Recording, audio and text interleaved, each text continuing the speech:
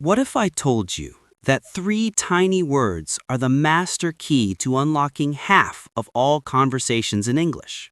It's true.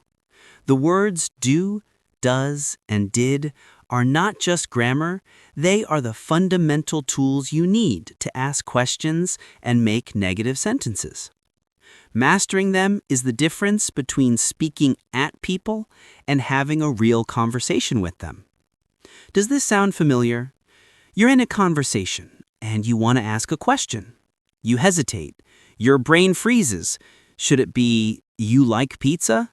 Or do you like pizza? Or you're telling a story about yesterday and you say, he not called me, when you know it's wrong. This confusion is incredibly common. It breaks the flow of your conversation and makes you feel insecure even when you know the vocabulary perfectly. Today, we are going to eliminate that confusion forever. This is the sequel to our lesson on the three pillars, and we are going to master the verb to do. I will give you a simple, crystal clear system to know exactly when and how to use do, does, and did, so you can build perfect questions and negative sentences automatically. This is the easiest explanation you will ever see.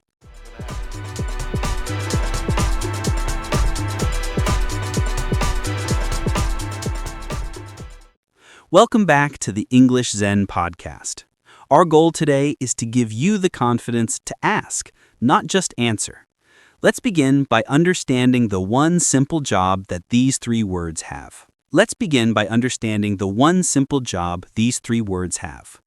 Do, does, and did are helper verbs. Their main purpose is to help other action verbs form questions and negative sentences. Think of them like a special tool that you only use for those two specific jobs. We'll start with the present tense and our first two tools, do and does. The rule for choosing between do and does is very simple and never changes. It all depends on the subject of the sentence. For I, you, we, and they, you will always use do. For he, she, and it, you will always use does. That's it. It's a memory game. The S at the end of does is a helpful reminder that it belongs with the third-person singular subjects. Now let's see them in action. Take the simple positive sentence, I work from home. The action verb is work. To turn this into a question, you bring our helper verb do to the front. Do you work from home? To make it negative, you use do not, or the contraction don't, after the subject. I don't work from home. Let's try it with a he, she, or it subject. The positive sentence is, she works in an office. To ask the question, you bring does to the front. And now this is very important. When you use does, the main verb loses its S. So it's does she work in an office, not does she works. The S from works moves to does. For the negative, it's the same. She doesn't work in an office. This system is the engine of all questions in the present. If the sentence is about a general action, you just need to identify the subject and choose your tool, do or does. Now that we've mastered the present with do and does, let's talk about the past. And I have great news. The past tense is even easier. Why? Because we only have one helper verb for all subjects. For I, you, he, she, it, we, and they, you will always use our third tool, did. Did is the past tense of both do and does, and its job is exactly the same, to help us form questions and negatives in the simple past. Let's take a simple past sentence. You watched the movie yesterday. The action verb is watched. To turn this into a question, you bring did to the front. And now for the most important rule for the simple past, which is the same as the does rule. When you use did, the main verb returns to its base form. It loses the ed. So you don't say, did you watched? You say, did you watch the movie yesterday? The word did already carries all the past tense information, so the main verb can relax. The same rule applies to negative sentences. To make the sentence negative, you use did not, or the contraction didn't, and the main verb returns to its base form. So, you watched the movie becomes you didn't watch the movie. Let's try another one. He went to the party becomes did he go to the party? And he didn't go to the party. The verb went returns to its base form, go. This is the complete system. It's that simple. Do and does for the present and did for the past. But there is one final crucial question. When do we use these helpers and when do we use our other pillar, the verb to be? In the next part, we will create a simple decision map to solve this forever. This is the complete system. Do and does for the present and did for the past. But now we must answer the final, most important question. How do I know if a question needs to do as a helper, or our other pillar, the verb to be? This is the point of most confusion, but the solution is a very simple two-step decision map. The one rule you must remember is this. In a simple question, the verbs to be and to do almost never appear together. They are like two different superheroes. You only need one of them to save the day. So, when you want to ask a question, here is your decision process. Step 1. Look for the verb to be. Look at the original positive sentence. Does it already contain a form of to be? Am, is, are, was, or were? For example, the sentence, she is a doctor? Yes, the verb is already there. If the answer is yes, then to be is strong enough to make the question by itself. It does not need help. You just move it to the front. Is she a doctor? Another example, they were happy.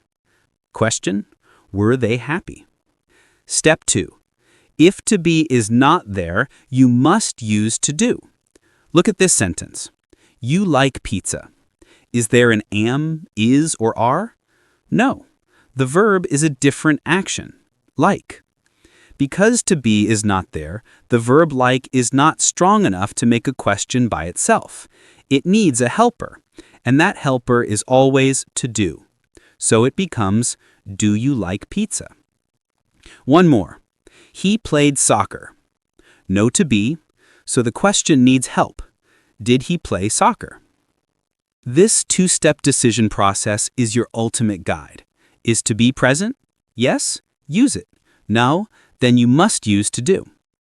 In the next part, we're going to test this system with some common tricky sentences to make it completely automatic for you.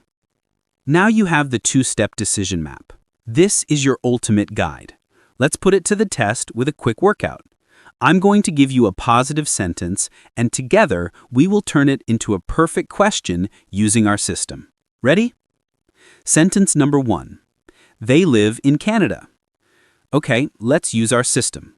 Step 1. Is the verb to be, am, is, or are in this sentence? No. The main verb is live. So we move to step 2. If to be is not there, we must use our helper to do. The subject is they, so the correct helper is do. The question is, do they live in Canada? Perfect. Sentence number 2. He is a good student. Let's run the system. Step 1. Is the verb to be in this sentence? Yes, the word is right there. So we stop at step 1. The verb to be is strong enough to make the question by itself. We just move it to the front. The question is he a good student? Final one, a tricky one. Sentence number 3. She went to the store. Let's use the system. Step 1. Is a form of to be, am, is, or are, in this sentence? No. The main verb is went. So we need our helper to do. Because the sentence is in the past, our helper must also be in the past, did. And remember our rule, when you use did, the main verb returns to its base form. The base form of went is go. So the question is, did she go to the store? By following this simple, logical process every time, you remove the guesswork. You don't need to feel the right answer. You have a system that gives it to you. In our final part, We will do a quick recap of everything we learned about do, does, and did, and conclude our lesson. By following this simple, logical process every time, you remove the guesswork. You don't need to feel the right answer. You have a system that gives it to you. This system is your new superpower for forming questions and negative sentences in English. Let's do one final quick review of our 3 master keys.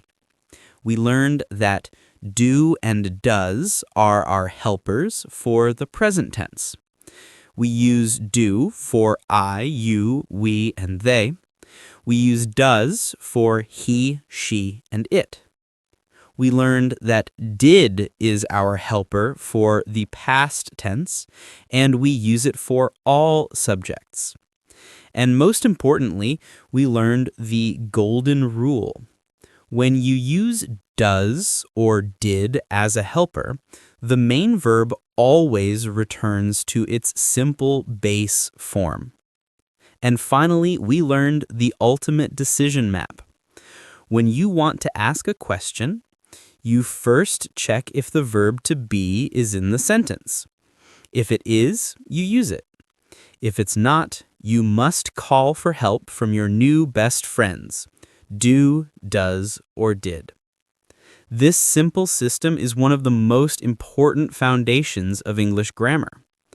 Mastering this is a huge step in your journey to fluency.